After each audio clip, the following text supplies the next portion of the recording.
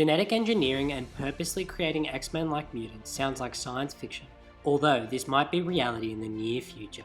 In recent times, scientists have engineered bacteria to produce medication-grade drugs, crops with built-in pesticides, and even genetically modified banana trees that are resistant to disease. While these are all relatively recent advances in scientific technology, humans have been altering the genetics of organisms through artificial selection for over 30,000 years. The dog is thought to be the first organism our ancestors artificially selected and engineered to promote domestication. What if we told you that all these 30,000 years of evolution can now be done in just a few days? One would think though, that was 30,000 years ago. With technology today, how are scientists able to edit genetic material? This can all be done using CRISPR. In our body, we have something called the genome. The human genome contains around 20,000 genes and acts almost like an instruction manual that makes us who we are. CRISPR is very similar to the Control F function on our computers and is able to detect any patterns in our genome which are responsible for stuff like height, eye colour and diseases. Now, scientists have been able to further utilise CRISPR technology to actually remove and even edit our own instruction manual to change who we are. So, let's use Chris as an example.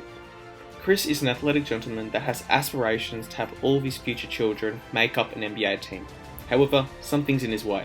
Chris is only 5 foot 2 inches tall, and the likelihood his children will be tall enough to make the NBA is pretty much zero.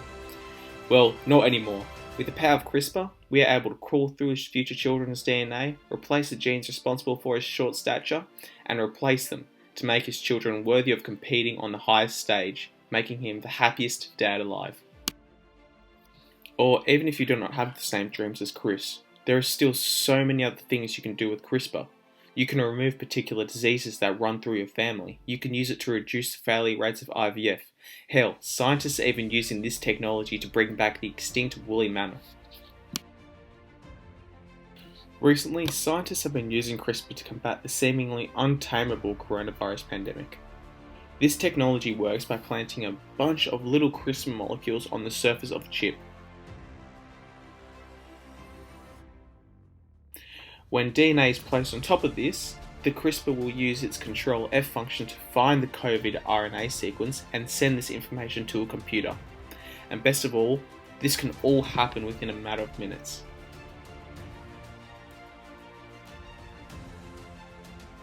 Although other gene editing tools have emerged in recent years, none of them seems to match the precision, low cost, and usability of CRISPR. However, CRISPR doesn't just become widespread without any risk. Although some fear that CRISPR will be used to create designer babies with desirable physical traits and talents, people are concerned about ongoing experiments that alter the DNA of disease-spreading insects, as well as genetically enhancing crops and livestock, possibly causing a widespread impact on the environment. Not only are there environmental impacts with genetic editing, but also the big concern about CRISPR is that the editing could run astray, causing unintended changes in DNA that could cause health problems. One example is the mosaicism effect. Imagine a mutation in one cell, usually caused by an error in mitosis, but can arise from genetic editing, causes specific cells in a body to have significantly different genetic makeup than other cells in that same body. Any new technology, there is always a search for improvement.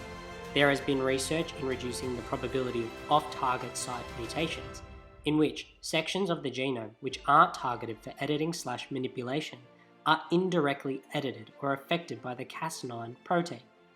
And when genetic editing goes awry, cells can have a totally different makeup than the organism it's in.